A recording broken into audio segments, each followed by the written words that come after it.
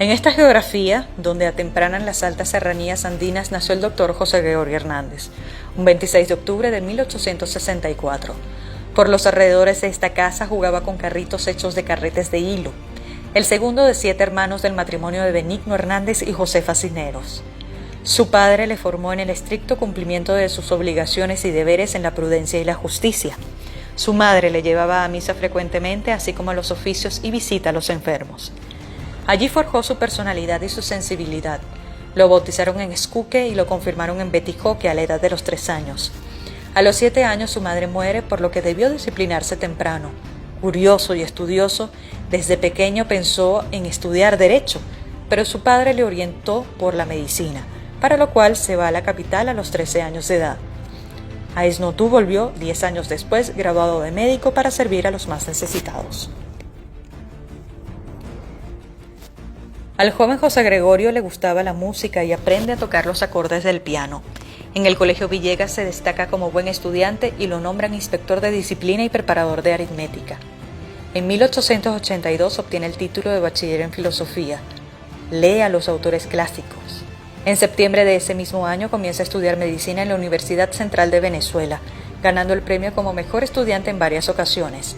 Daba clases particulares para ayudarse económicamente. José Gregorio tocaba el violín y le gustaba bailar, además de confeccionar su propia ropa. En junio de 1888 se graduó de médico. El rector Aníbal Dominici exclamó: «Venezuela y la medicina esperan mucho del doctor José Gregorio Hernández». No transcurrió un año de haberse graduado de médico cuando fue designado por el presidente Juan Pablo Rojas Paul para ir a Francia a especializarse en las técnicas modernas de la medicina. Eran los tiempos de la época bella en París, donde se formó José Gregorio, trabajando en el laboratorio de Charles Richet, premio Nobel de Medicina en 1913. Mathias Duba, con quien estudió microscopía y embriología, y Isadore Straub, especialista en bacteriología. Este último le otorgó a José Gregorio una medalla como el mejor médico alumno en su especialidad. En París recibió ofertas de trabajo, pero su misión era formarse y traer a Venezuela un laboratorio que fue instalado en la Escuela de Medicina de la Universidad Central de Venezuela.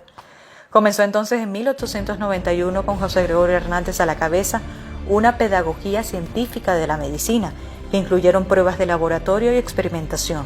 2 años pasó en París y se convirtió en el mejor médico investigador de Venezuela.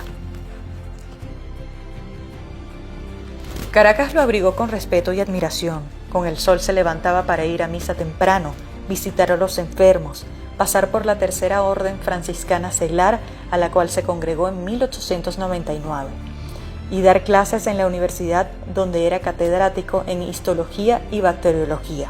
Ante su amigo el doctor Luis Racetti defendió las enseñanzas creacionistas de la Iglesia Católica frente a las teorías evolucionistas de entonces. Se estimaban mucho y ambos eran individuos de número de la Academia Nacional de Medicina. En 1906 aparece Elementos de Bacteriología, en el que recogen sus observaciones de las bacterias fruto de sus clases en el laboratorio. Durante 23 años de docencia dictó 32 cursos. José Gregorio no conoció el apego por las cosas materiales. El médico de los pobres ayudaba a sus pacientes a comprar medicinas. Su único apego era con Dios. En 1908 decidió hacerse religioso y entrar en el monasterio de la Orden San Bruno de la Cartuja, en Italia. Un año después regresó a Venezuela por problemas de salud.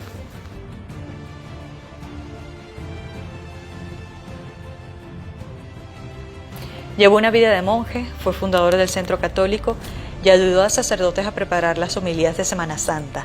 José Gregorio insistía en hacerse religioso e ingresa al seminario apenas regresó de Italia. 3 semanas después lo abandona. Monseñor Juan Bautista Castro le indica que sería más útil atendiendo a los enfermos que desde los púlpitos, lo cual aceptó con humildad. El 19 de abril de 1910 solicita recursos al Congreso de los Estados Unidos para actualizar los equipos de laboratorio que él mismo trajo 18 años antes. En 1812 publica Elementos de Filosofía, que reúne su visión de vida y le manda un número a su amigo el doctor Luis Racetti. Ese mismo año rechaza aireadamente el cierre de la universidad por parte del gobierno. Un año después, en 1913, se embarca nuevamente a Italia. Es admitido en el Colegio Pío Latinoamericano en su tercer intento de hacerse religioso. Su débil salud lo derrota una vez más y contrae una tuberculosis pulmonar. Regresa a Venezuela justo cuando estalla la Primera Guerra Mundial. En 1917 viaja a Washington a fin de actualizar el libro Elementos de Bacteriología, mira también abierto a los avances de la ciencia.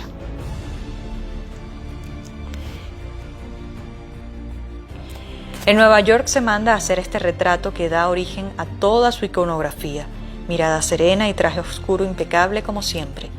Tras renovar sus prácticas de laboratorio regresa a Caracas y en 1918 se desata la llamada gripe española que hace estragos en el mundo.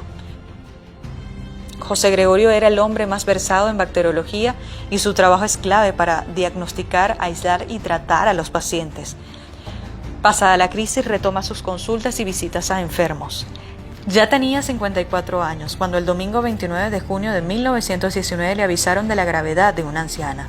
Resolvió comprarle las medicinas en la botica de Amadores. Tenía prisa el médico bueno. Al cruzar no advirtió un carro que pasaba a la altura de un tranvía estacionado. Lo impactó y en la cuadra se escuchó Virgen Santísima. Al caer se golpeó a la cabeza. El chofer lo lleva al Hospital Vargas donde José Gregorio tantas veces sirvió.